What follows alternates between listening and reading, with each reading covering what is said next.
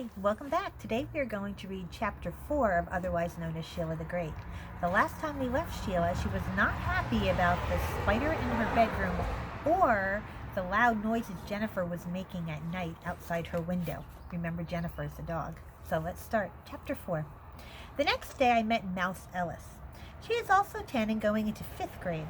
I was sitting on the front steps wondering what to do until it was time to go and register for day camp. Then I saw this girl walking up the road. I watched until she got to the front of my house. She looked at me and waved. I waved back. She came up on our driveway and over to where I was sitting. She held up a purple yo-yo. "I'm Mouse Ellis, junior champion of Tarrytown," she said.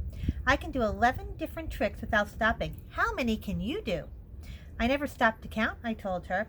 She opened her eyes very wide and offered me her yo-yo. "Go ahead and show me," she said. "I don't feel like it." "I bet you can't do shotgun 6 times in a row," Mouse said. "Oh, I'll bet I can," I told her. "Okay, let's see you do it then." "After you," I said.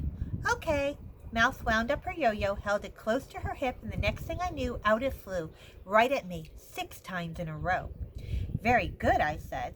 She handed me her yo-yo. I examined it all over. "It's a Duncan Imperial," she told me, "the very best yo-yo made." "It's not bad," I said. "I'm ready anytime you are," Mouse said. I stood up, held the yo-yo to my hip, threw it out, and whacked myself in the head on my first try. "Hey, are you okay?" Mouse asked. "Oh, sure," I told her, "but I guess I'll have to tell you the truth now. I don't want to hurt your feelings before, but where I come from, yo-yos are for babies. I haven't done shotgun for about 8 years now. That's why I missed." Mouse looked at me for a while, and I gave her one of my best stares right back. Then she sat down next to me and said, "You'll never know how glad I am that you moved in for the summer. I'm so sick of those Egrin boys." I couldn't help smiling. She wouldn't have stayed if she really didn't believe I was a yo-yoer when I was a little kid. "I'm sleeping in one of the Egrin boys' bedrooms," I said. "Any guess what I found in the desk?" "What?" Mouse asked. 6 tubes of Tester's glue and 27 jars of model paint." Mouse laughed. "You must have Bobby's room. He's a model maniac." "He left a note for me," I said. "He signed it B.E. That's Bobby. He wrote that if I touch any of his models, he'll get me someday." "Ha ha," Mouse said. "He's all talk." "That's what I figured. Anyway, who'd want to fool around with his dumb old models?" "Not me," Mouse said. "I've got better things to do." "Me too. Say, is your real name Mouse?" "No, it's Merle, but everyone calls me Mouse." "You better watch out," I said. "My father's name is really Bertram, and everybody still calls him Buzz. Well, I don't care if people call me Mouse forever. I like it a lot better than Merle. And if you ask me, Buzz is a much better name than Bertram. Bertram sounds awful. Nothing against your father, of course."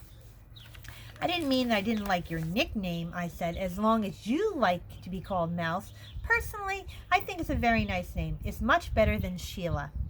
"If you don't like Sheila, you should call yourself something else," Mouse said. "Like what?" I asked. "Oh, maybe Sugar or Sunny or something like that." "I don't like Sugar," I said, "but Sunny sounds pretty good. Sunny Tubman. Yeah, I kind of like that." "Okay, then that's what I'll call you from now on," Mouse said.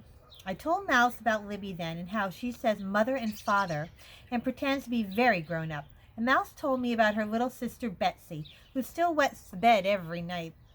We found out we are both going to the same day camp and the same pool.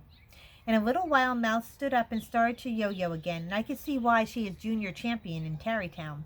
While she was showing me her tricks, I noticed her legs were a mess of scabs. I hoped they weren't catching. "You must have seen me looking because," she said, "they're leftover mosquito bites. I scratch them until they bleed, and then I get scabs. Aren't they ugly?" I didn't tell her the truth. I said, "They're not that bad." When Mouse was done with her yo-yo trick, she said, "Let's take Jennifer for a walk." "Jennifer the dog, you mean?" "Yes, the Egrins always let me walk her. I love dogs. I never make friends with dog lovers." "Do you have one at your house?" I asked, thinking I might as well find out the truth right away. There was no point in getting to like her if it was all for nothing. "No," Mouse said. "Betsy is allergic to them. She gets hives from dogs." What a great idea. Why didn't I ever think of something like that? "Me too," I told Mouse. "I get awful hives from them. You wouldn't believe how big my hives are. They make your scabs look practically invisible. They're so huge." Oh, rats, Mouse said. I was hoping you and me could take care of Jennifer all summer. I'm really sorry, I said.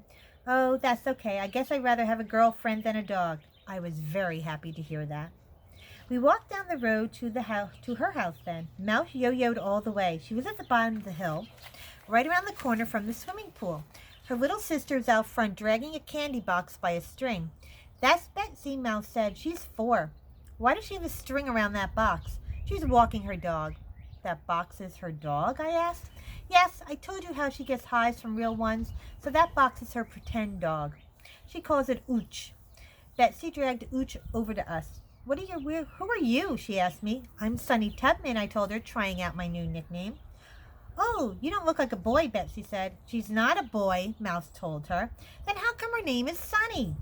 It's not that kind of sunny, Mouse explained. It's sunny, like the sun in the sky. Oh, Betsy said.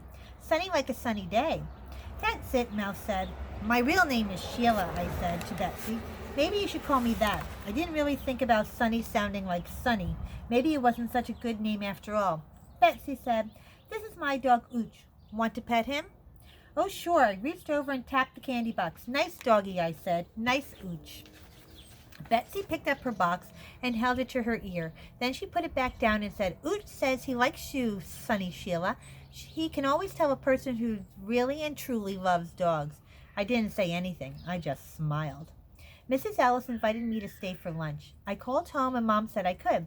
Me and Mouse ate peanut butter sandwiches with the crust off, and Bessie had 4 slices of plain salami. No bread or anything.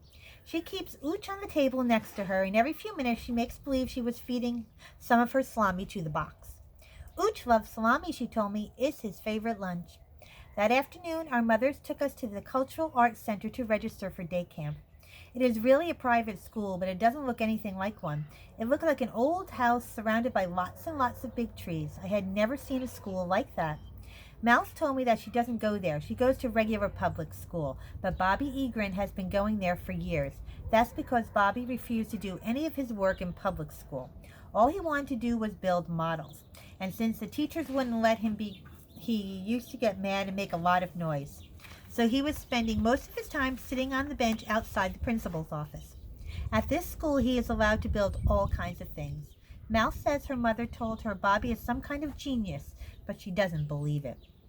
Mouse and I explored our day camp together. This is her first year too, because she's just 10, which means me and Mouse will be 2 of the youngest kids there. This makes Libby feel like a double big shot. I told Mouse that Libby thinks she's a great ballerina, but when she dances, she really looks like an elephant. Well, not exactly an elephant, but only because she is too skinny to be one. There are a lot of interesting activities at this day camp, but the one that looks best to me is pottery. You get to use a lot of mushy clay, and you try to shape it into some kind of bowl on a pottery wheel. Me and Mouse signed up for that first thing. The pottery counselor's name is Denise. She was barefoot. I like to go barefoot too, but I'm afraid I might step on a bee and get stung. That happened to Peter Hatcher's little brother once. I think getting stung on the bottom of your foot would be worse than getting stung somewhere ordinary, like your arm. I wonder if Denise has ever stepped on a bee. When we get home, Mouse asked me to go swimming with her. She said, "What